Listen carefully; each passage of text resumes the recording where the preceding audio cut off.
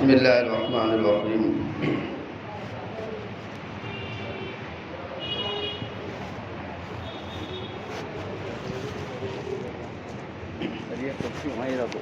جائیں گے نہیں کہیں۔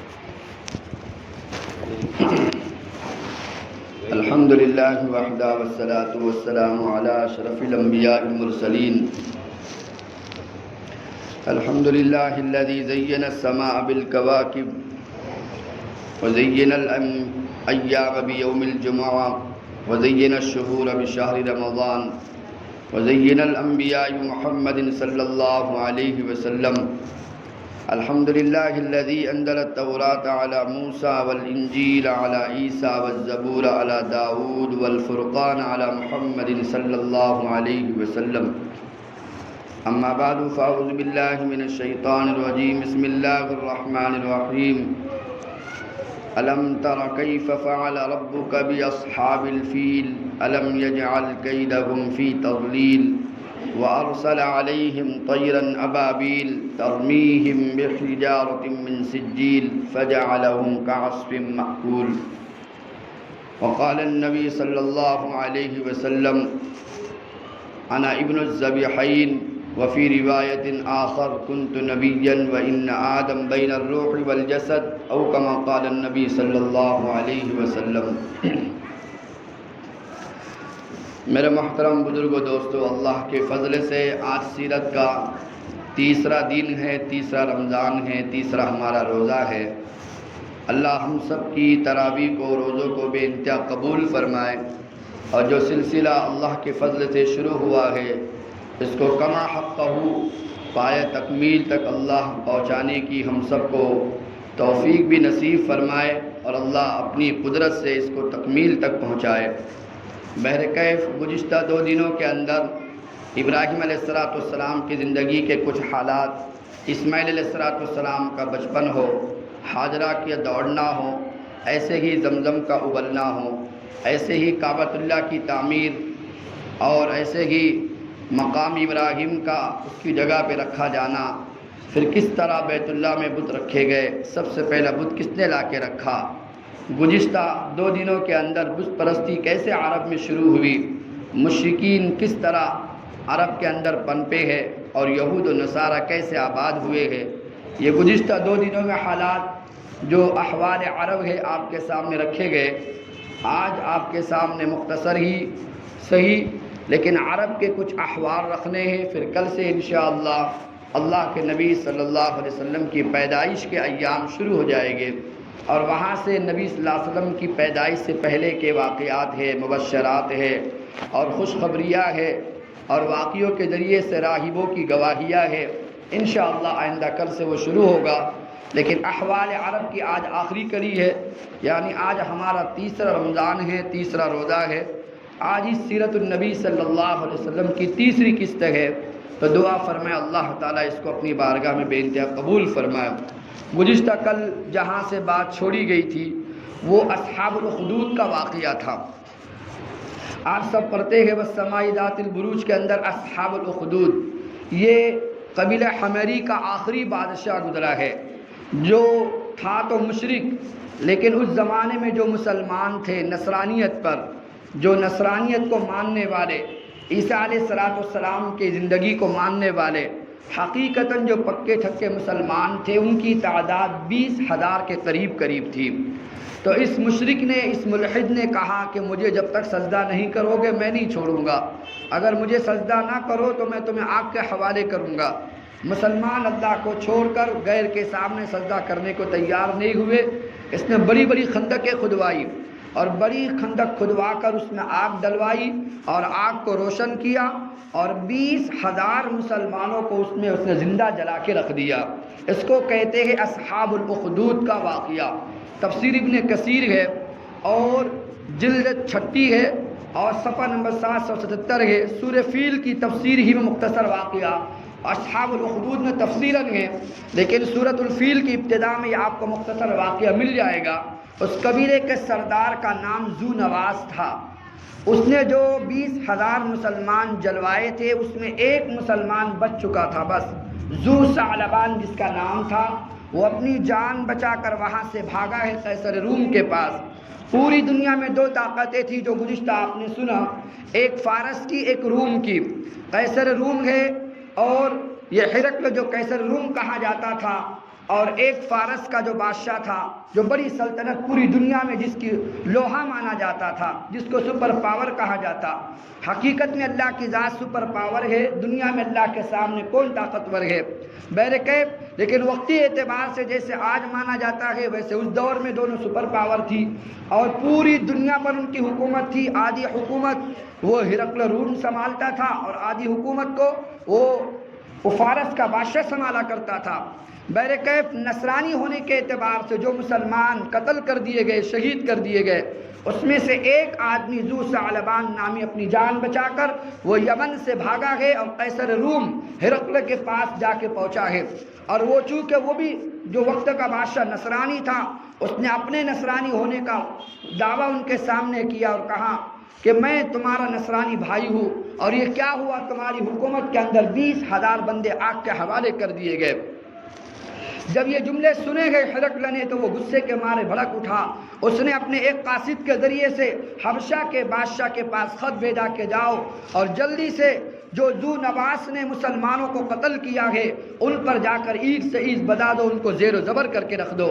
اس کا قاصد پہنچا گئے شاہ نجاشی کے پاس۔ وہ نجاشی بادشاہ کا جو علاقہ تھا وہ یمن سے بالکل قریب تھا اور قبیلہ حمری سے بالکل قریب تھا، اس لیے اس نے اپنی لشکر کو بھیجنے کے بجائے اپنی ماتحتی میں جو بادشاہ تھا نجاشی، اس کو حکم دیا کہ تم یہاں سے لشکر جرار لے کر نکلو اور اس کی اینٹ سے اینٹ بجا کے رکھ دو۔ تو بہرکیف 70,000 کا لشکر لے کر تیار کیا ہے نجاشی نے، اور اس میں ابرہہ ہے اور اس میں ارباط ہے، 2 شہ سوار اور بھی ہے۔ تو ان کے ساتھ 70,000 کی فوج دے کر بھیجا ہے یمن کی طرف، جس نے ذو نواس کے علاقے کو زیر و زبر کر کے رکھ دیا، جنہوں نے مسلمانوں کو قتل کیا تھا۔ حتیٰ کہ ذو نواس اپنی جان بچا کر بھاگا ہے، سمندر کے کنارے سے جا رہا تھا، جان بچا نہ سکا، اسی سمندر میں ڈوب کر مر کے ہلاک ہو گیا۔ اللہ نے ساری قوم کو زیر و زبر کر دیا۔ اب رہا مسئلہ، یہ 2 قومیں جو نصرانی تھی اور یہودیت کے اعتبار سے جو نجران سے چلی تھی، اور 2 قومیں جو ہرقل روم اور یمن کے علاقوں کے نصرانی تھے، ان لوگوں نے آپس میں اس علاقوں میں رہنا شروع کیا۔ ایک وقت ایسا آیا کہ سارا نجران ہے، سارا ہرقل ہے، جس کو آج آپ اٹلی کہتے ہو، بڑے بڑے ممالک ہیں، یہ سب کے سب یہودی اور نصرانی اعتبار سے بھر چکے تھے۔ لہذا ذو نواس جو مارا گیا، اور شاہ حبشہ جو نجاشی بادشاہ تھا، اس نے جو لشکر بھیجا تھا، اس لشکر کے اندر 2 شہ سوار اور بھی تھے، ایک کا نام ابرہہ تھا اور ایک کا نام ارباط لکھا جاتا ہے۔ یہ دونوں آپس میں بادشاہ ہو کر، یہ گورنر ہو کر زندگی گزار رہے تھے، لیکن آپس میں ان دونوں کی کچھ رنجش ہو گئی۔ تو یہ موقع یہاں تک پہنچا، یہاں تک نوبت آ پڑی کہ ذو نواس، معاف کرنا، ارباط اپنا لشکر لے کر آ گیا اور ابرہہ اپنا لشکر لے کر آ گیا۔ حالانکہ دونوں ماتحتی میں گئے شاہ حبشہ نجاشی کے، اور شاہ حبشہ نجاشی ماتحتی میں گئے ہرقل روم کے، لیکن آپس میں لڑنے کے لیے دونوں سامنے آمنے ہو گئے۔ جب یہ سامنے آمنے لڑنے کے لیے ہو گئے، ادھر کے بندے مارے جا رہے، ادھر کے بندے مارے جا رہے ہیں، تو ارباط نے کہا، جو اس قوم کا سردار تھا، اس نے کہا کہ دیکھو، یہ مارنے والے بھی ہمارے ہیں، مرنے والے بھی ہمارے ہیں، چونکہ ہم دونوں بادشاہ نجاشی کے ماتحتی میں ہیں، تو کیوں نہ ہم اپنی قوم کو مارنے کے بجائے ہم دونوں آپس میں لڑتے ہیں، جو بچ جاتا ہے اس قوم کا بادشاہ بنے گا، جو مر گیا وہ مر گیا۔ تو ابرہہ نے کہا یہ بات ٹھیک ہے۔ اب دونوں آپس میں آمنے سامنے لڑنے کو تیار ہوتے ہیں۔ جب آپس میں لڑنے کو تیار ہوئے تو ارباط نے زوردار وار کیا، اس کی ناک، اس کا منہ اور اس کا ہونٹ بالکل ابرہہ کالاشرم، اس کا لقب ہی پڑ گیا ابرہہ کالاشرم، ناک کٹا ہوا ابرہہ۔ وہ تو پہلے سے ہی سالم تھا، ایک وار ارباط نے زبردست کیا ہے، اس کی ناک، ہونٹ اور منہ کٹا ہے، وہ زخمی ہو کر لہولہان ہو کے زمین پہ گرا۔ تو ابرہہ کا جو خادم تھا، عتودہ جس کا نام ملتا ہے، وہ پاس میں کھڑا تھا، اس نے دیکھا میرا آقا مارا جا رہا ہے، اس نے پلٹ کے وار کیا ارباط کے اوپر، اور ارباط وہی ختم ہو گیا۔ اس کو اٹھا کے لے کر چلے گئے ابرہہ کو، اللہ کا کرنا ایسا وہ زندگی باقی رہی۔ یہ جب اس کی شفا یابی میں اس کو چہرہ اچھا ہو گیا، لیکن ناک کٹ چکی تھی، اس کا لقب ہی ابرہہ الاشرم پڑ گیا، لیکن آگے چل کے یہی سارے یمن کا بادشاہ بن گیا۔ لیکن جو حبشہ شاہ نجاشی ہے، جس نے ذو نواس کو قتل کرنے کے لیے ان دونوں کو بھیجا تھا اور 70,000 کی فوج ساتھ میں کی تھی، جب اس کو پتا چلا اوہو ابرہہ تو بڑا بدبخت نکلا، اس نے میرے ہی ایک سپہ سالار غربال کو قتل کر دیا، اس نے غصے میں قسم اٹھائی اور شاہ نجاشی نے کہا میں قسم اٹھاتا ہوں کہ میں یمن پہ بڑی فوج لے کر جاؤں غا، جہاں ابرہہ نے میرے ارباد کو مارا ہے میں اس کی اینٹ سے اینٹ بجا کے رکھ دوں گا، یمن کی مٹی میں اس کو مٹی کر دوں گا اور اس کے سر میں مٹی اٹھا کے ڈالوں گا اور اس کو ذلیل رسوا کر کے قتل کر دوں گا۔ یہ قسم جب پہنچی ہے ابرہہ کو یمن میں تو ابرہہ گھبرا گیا، اور ابرہہ بڑا چالباز تھا، بڑا چالاک تھا، اس نے عاجزی دکھائی، اپنے خادم کو بلایا، ہزاروں تحفے تحائف اس کے ہاتھ میں پیش کیے، ایک تھیلی کے اندر یمن کی مٹی اٹھائی اور اس میں ڈال دی اور اپنے سر کی آگے کی چوٹی پکڑی اور اس کو کاٹا ہے اور بال کو کاٹ کے اس تشت میں اس تھیلی کے اندر رکھ دیا، مٹی بھی ڈالی اور اس کے اندر اپنے بال کی چوٹی بھی ڈال دی اور اپنے قاصد سے کہا کہ عاجزی کے ساتھ اس شاہ نجاشی سے جا کے کہنا جو تم نے قسم اٹھائی ہے کہ میں جا کر ابرہہ کو زیر و زبر کر دوں گا، یمن کی مٹی سے مٹی ملا کے رکھ دوں گا، اس کے سر میں مٹی ڈالوں گا، تو یہ یمن کی مٹی بھی حاضر ہے اور ابرہہ کے سر کے بال بھی حاضر ہے۔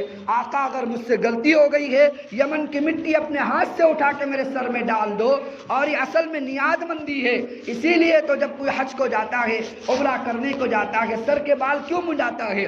سر کے بال منڈانا گویا میں نے سر کٹوا دیا، میں نے حج کیا ہے تو لہذا میں نے سر کے بال کاٹے ہیں، گویا جیسے جانور کی قربانی دیتے ہیں، میں سر کی قربانی جسم کی قربانی دے رہا ہوں، ورنہ بال کٹوانے سے اللہ کو کیا ملے گا؟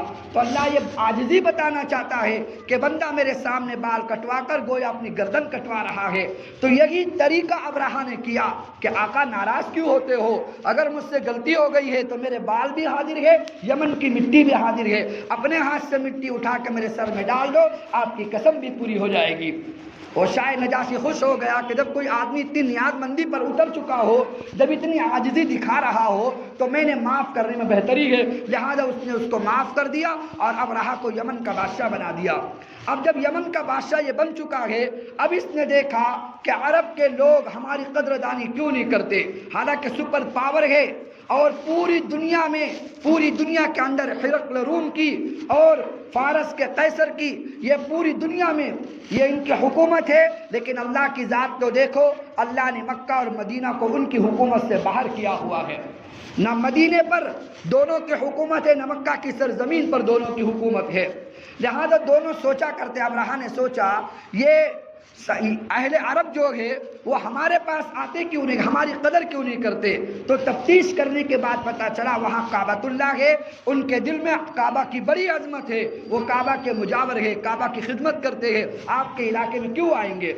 تو اس نے نجاشی کو خوش کرنے کے لیے، ابرہہ نے کہا میں آپ کو خوش کرنے کے لیے گھر بنانا چاہتا ہوں، اس نے قلیس نامی ایک کعبہ بنایا، جیسے کعبۃ اللہ ہے، اپنے صنعاء یمن کے اندر اس نے کعبہ بنایا اور قلیس نامی بڑی لمبی چوٹی اس کی کر دی، اتنی لمبی بلندی پر اس نے عالی شان نقش و نگار کے اندر اتنی بلند بالا عمارت اس نے بنائی، اگر کوئی آدمی سر اٹھا کر اس کو دیکھتا اس کی ٹوپی سر سے گر جاتی۔ قلیس کہتے ہیں سر سے ٹوپی کا گرانے والا، تو وہ جو گھر بنایا گیا تھا اتنی بلندی پر بنایا گیا تھا، اتنا اونچا بنایا گیا تھا، جو بھی آدمی اس کی چوٹی کو دیکھنا چاہتا اس کی ٹوپی گر جاتی، اس لیے اس کا نام ہی قلیس پڑ گیا، یعنی ٹوپی کو گرانے والا گھر، لہذا اس نے بنایا اور شاہ نجاشی سے کہا، ہرقل روم سے کہا کہ میں نے عرب کی طرح ایک گھر کعبۃ اللہ یہاں بھی بنایا ہے، لوگ وہاں جا کے طواف کرتے ہیں، آپ اعلان کرو، آپ وقت کے بادشاہ ہو، لوگ آپ کی بات مانتے ہیں، آپ اعلان کرو کہ آج کے بعد حج اور طواف اس گھر کا ہوگا، اس گھر کا نہیں ہوگا۔ جب سارے ملک میں اعلان پھیل گیا تو ایک قوم ہے نسی، ایک قبیلہ ہے نسی نامی، اور وہ قبیلہ مجاور ہے کعبۃ اللہ کا، اور وہ ایسی قوم تھی کہ جو اشہر الحرم ہے، 4 مہینے حرمت والے جس میں عرب جنگ نہیں کرتے تھے، ذی القعدہ ہے، ذی الحجہ ہے اور محرم ہے اور ایسے ہی رجب ہے. لیکن یہ قوم کا سردار جس کا نام المس تھا، عین کے ساتھ، الماس نہیں المس، جس قوم کے سردار کا نام، نسی کے سردار کا نام المس تھا، 1 سال حج کو آتا، کھڑے ہو کے اعلان کرتا، ذی الحجہ میں حج ہوتا ہے، کھڑے ہو کے اعلان کرتا آئندہ جو محرم شروع ہوگا وہ پہلا مہینہ سفر کا ہوگا، محرم کا نہیں ہوگا. کیوں؟ اس لیے کہ عرب کی قوم وہ جھگڑالو قوم ہے، بغیر جھگڑا کیے ہوئے ان کو رہا نہیں جاتا تھا. تو عرب کی قوم جن کو جھگڑنا ہوتا تھا وہ اس قوم کے سردار کے پاس جاتی جس کا تذکرہ اللہ نے قرآن میں کیا ہے، انما النسیء زیادۃ فی الکفر یضل بہ الذین کفروا یحلونہ عاما ویحرمونہ عاما.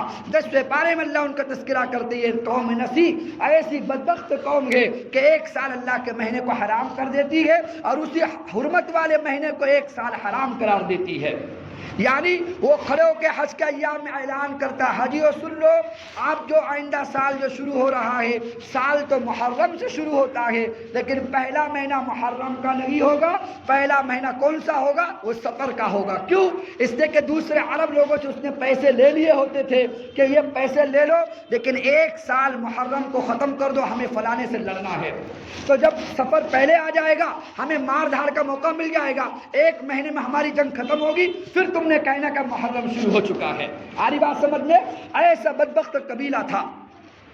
اس قوم کے لوگوں کو پتا چلا. ایسے ہی عدنانیہ اور قحطانیہ 2 قبیلے اور تھے، ان کو بھی معلوم پڑا کہ جب اس نے قلعہ معاف کرنا وہاں گھر بنایا ہے، کعبۃ اللہ تعمیر کیا ہے، اگر کعبہ میں لوگ جا کے عبادت کریں گے تو یہاں کون آئے گا؟ پھر ہماری کیا عزت رہے گی؟ ہمارا پیسے پانی کا کیا ہوا؟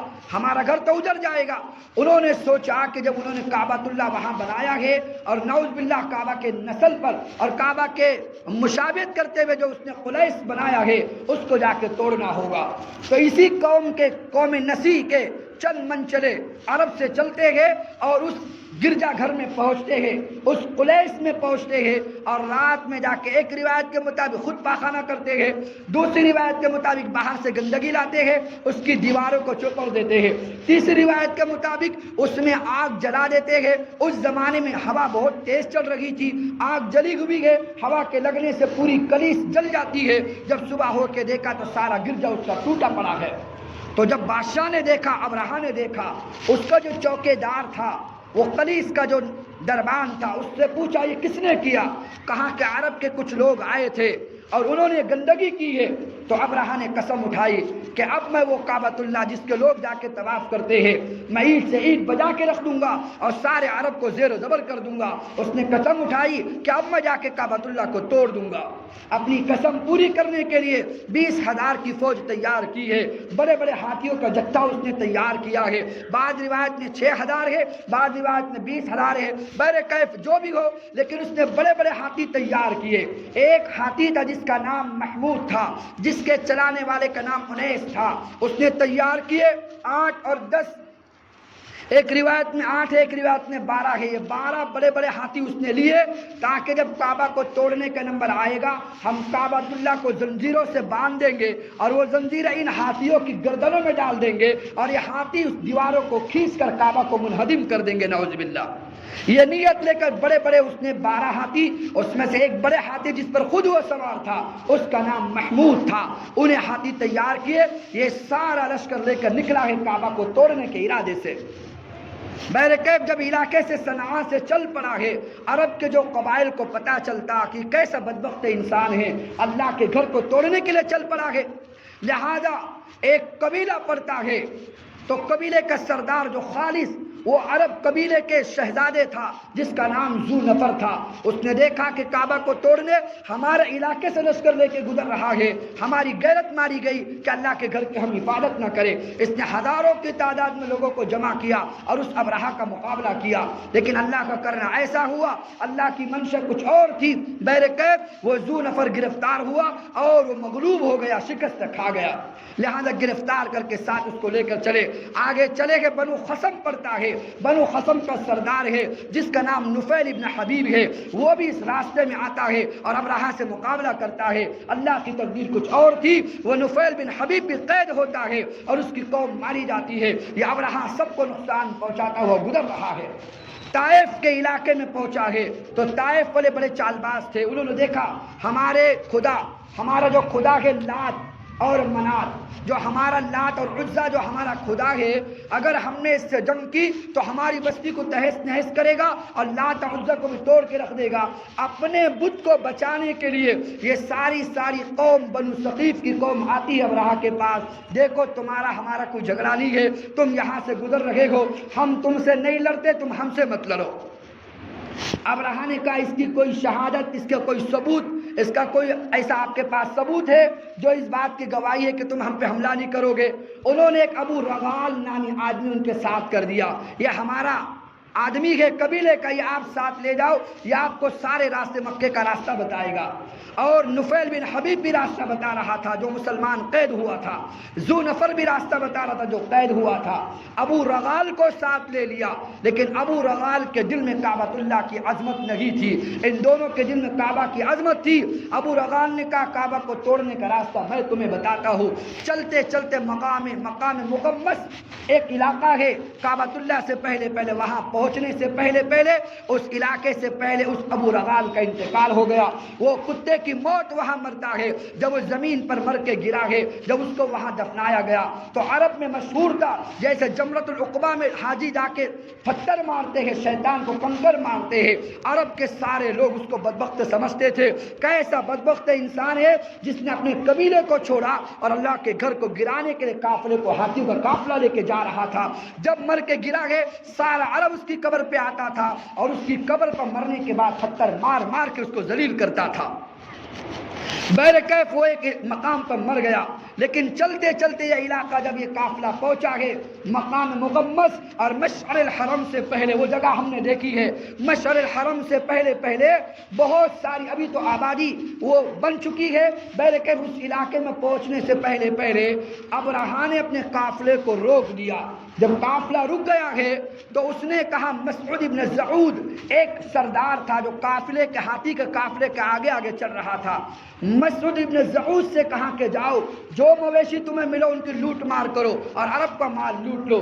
وہ چلا گئے بدبخت، اس نے سارے قبیلے کے جو اونٹ ہوتے ہیں لوٹنا شروع کر دے. اس نے 200 عبد المطلب کے اونٹ بھی لوٹ لیے ہیں.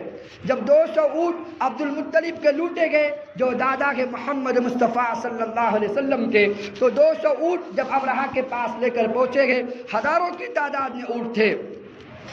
تو بہرکیف ابرہہ کو جب معلوم پڑا کہ یہ قوم کے سردار کے بھی اونٹ ہے تو اس نے ذاتہ حمیری، ایک آدمی تھا ذاتہ حمیری، اس کو بلا کر کہا کہ جاؤ عرب کے سردار کو میرے پاس لے کر آؤ. جب یہ پہنچا ہے تو ذاتہ حمیری پہنچا ہے، اس نے کہا کہ ابرہہ تم کو طلب کرتے ہیں. کہا کہ ہاں میں خود ہی آ رہا ہوں کہ میرے 200 اونٹ اس ظالم نے پکڑ لیے ہیں. بہرکیف عبد المطلب چلتے چلتے آئے ہیں اور ابرہہ کے پاس. لیکن عبد المطلب کو اللہ نے ایسا حسن جمال عطا فرمایا تھا، ایسی طاقت نصیب فرمائی تھی، زبان میں ایسی فصاحت عطا فرمائی تھی اور چہرے پر ایسا نور تھا، اور کیوں نہ ہو جو دادا کے محمد مصطفیٰ کا. جب اللہ کے نبی صلی اللہ علیہ وسلم کے دادا چلتے چلتے ابرہہ کے پاس پہنچے گئے، وہ تخت پر بیٹھا ہوا تھا.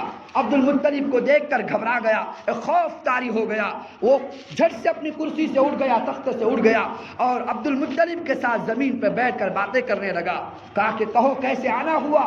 تو عبد المطلب نے بے ساختہ کہا کہ مجھے خبر ہوئی ہے کہ تم نے میرے 200 اونٹ لوٹ لیے ہیں، تو میرے اونٹ مجھے واپس کرو. ابرہہ ہنس پڑا. تو عبد المطلب نے کہا ہنسے کیوں ہو؟ کہا کہ ہنسے اس لیے ہوں، جب تم آئے تھے تمہارا روب میرے دل میں، تمہاری ہیبت میرے جسم میں پڑ گئی تھی، لیکن جب تم نے اللہ کے گھر کو چھوڑ کر اپنے اونٹ کی بات کی ہے تو وقت میرے دل سے ختم ہو گئی کہ تم اپنے اونٹ کے لینے کے لیے آئے ہو اور عرب کے سردار ہو اور بڑے طاقتور ہو اور اپنے اونٹ کا سوال مجھ سے کرتے ہو. تو انہوں نے کہا کہ بھائی سنو، انا رب الابل ولہذا البیت رب یہنیہ. او بھائی سنو، علامہ آلوسی رحمۃ اللہ علیہ فرماتے ہیں، ابن کثیر رحمۃ اللہ علیہ فرماتے ہیں، بڑے اطمینان سے جواب دیا، انا رب الابل ولہذا البیت رب یہنیہ. ارے میں اس اونٹ کا مالک ہوں، اس گھر کا مالک اللہ ہے. جیسے میں اپنے اونٹ کی حفاظت کرنا جانتا ہوں، اللہ اپنے گھر کی حفاظت کرنا جانتا ہے. تو میرے اونٹ کا معاملہ میں تجھ سے بات کرنے آیا ہوں۔ انہوں نے کہا بھائی چلو ٹھیک ہے، تم اپنے اونٹ لے جانا چاہتے ہو یا اونٹ لے جاؤ، لیکن ہم تھوڑی دیر کے بعد حملہ کرنے والے ہیں، اگر تم نے ہم سے ٹکرایا تو پھر دیکھو ہم تمہاری اینٹ سے اینٹ بجا دیں گے۔ عبد المطلب نے کوئی بات نہیں ہے، تم آؤ، ہم تمہارا کوئی مقابلہ نہیں کرتے۔ عبد المطلب پہنچے ہیں، عرب کے سرداروں کو جمع کیا، کعبۃ اللہ پہنچے ہیں، کعبہ کی کڑی ہاتھ میں پکڑی ہے اور اللہ تعالیٰ کے سامنے فریاد کرنی شروع کی، اللہ میں کمزور ہوں، تو کمزور نہیں ہے، میں اپنی اونٹ کی حفاظت کرنا جانتا ہوں، اللہ تو اپنے گھر کی حفاظت کرنا جانتا ہے۔ اور عبد المطلب رو رہے، گڑ گڑا رہے ہیں، ادھر تڑپ رہے ہیں، اور جب دعا ختم ہوئی جھٹ سے اس کی کڑی چھوڑی، عرب کے سرداروں کو لیا اور پہاڑوں کی بلندی پر چڑھ گئے۔ ادھر صبح ہونے سے پہلے ابراہ نے حکم دے دیا ذات عمیری حمیری کو کہ جلدی کرو اور حملہ کرو اور سارے کعبہ کو مسمار نعوذ باللہ کر کے رکھ دو۔ جب ایک قافلہ آگے بڑھنے لگا، وہ محمود نامی جو ہاتھی تھا اس کو آگے بڑھانے لگے تو نفیل بن حبیب جو قبیلہ خثعم کا سردار پکڑا گیا تھا، وہ زنجیروں میں بندھا ہوا تھا، اس نے دوڑ لگائی اور محمود نامی جو ہاتھی تھا اس کی کان کو پکڑ لیا اور پکڑ کے کان میں کہا اترک یا محمود، اترک یا محمود اما لک بھاد البیت اللہ، اترک یا محمود اما لک بیت اللہ، او محمود رک جا، خدا کے لیے تجھے پتا ہی اللہ کا گھر ہے جس طرف تو جا رہا ہے۔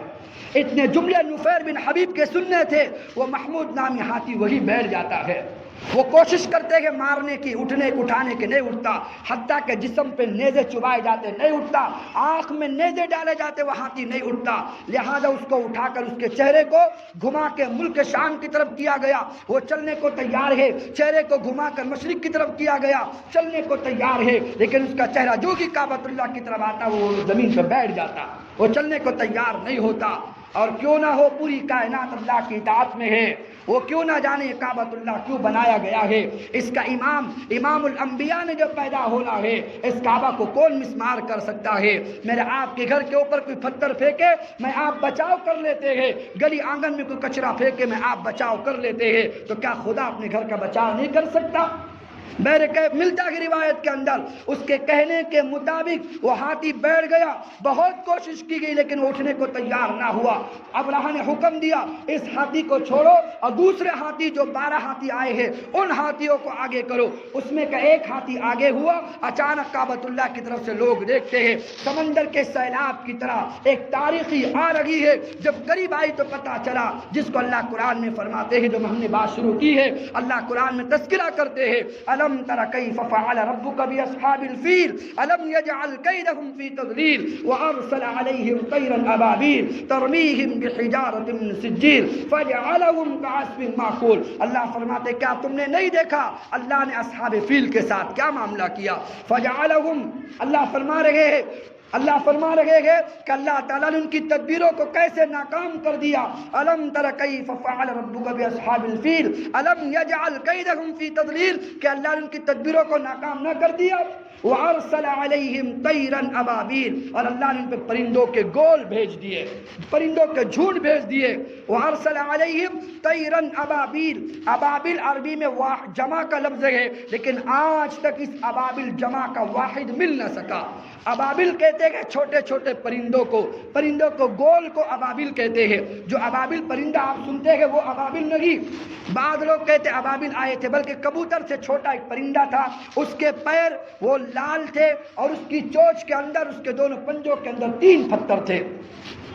وارسل علیہم طیرا ابابیل فجعلہم کعصف مأکول، اللہ فرما رہے ہیں وارسل علیہم طیرا ابابیل، اللہ فرما رہے ہیں وہ پتھر برسانے شروع کرتے ہیں تو وہ پہلا جو ہاتھی اٹھا ہے محمود کو چھوڑ کر، سب سے پہلا پتھر اس کے سائی جو چلانے والا تھا اس کے سر پہ اس پرندے نے ڈالا ہے، وہ پتھر سر سے گرا ہے، گولی کا کام کرتے ہوئے پاخانے کے راستے سے نکلا ہے۔ ایسے اللہ نے پاور عطا فرمائی، فجعلہم کعصف مأکول، اللہ فرما ایسا اللہ نے کر دیا۔ عصف کہتے ہیں ابن عباس رضی اللہ عنہ فرماتے ہیں جیسے اناج کا جو اوپر کا بھوسا ہوتا ہے اس بھوسے کو عصف کہتے ہیں۔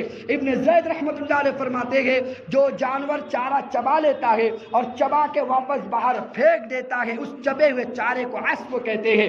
اللہ نے پوری قوم کو ایسے بھوسے کے مافک کر دیا جیسے اس کو اندر سے کسی نے کھوکھلا کر کے رکھ دیا ہو، وہ گولی کے کام کر رہی تھی۔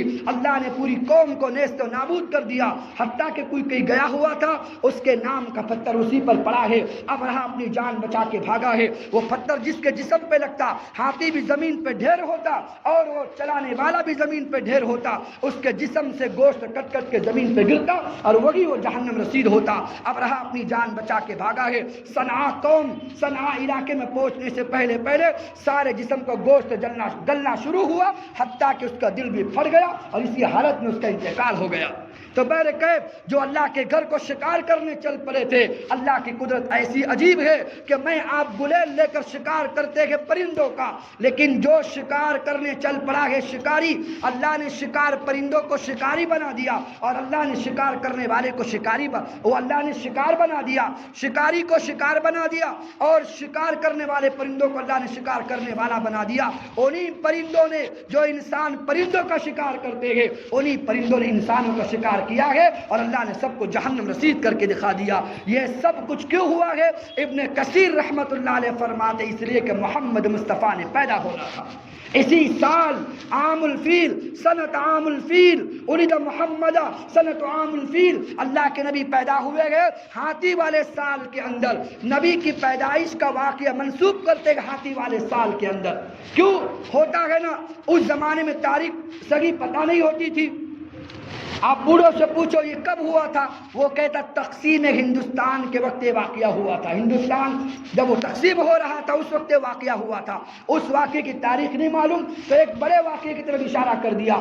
ایسے ہی اب رہا اللہ کے نبی صلی اللہ علیہ وسلم کب پیدا ہوئے ہیں تو بتایا جاتا ہے عام الفیل، یہ ہاتھی والا سال تھا جب اللہ نے ہاتھیوں کے قافلوں کو برباد کیا تھا۔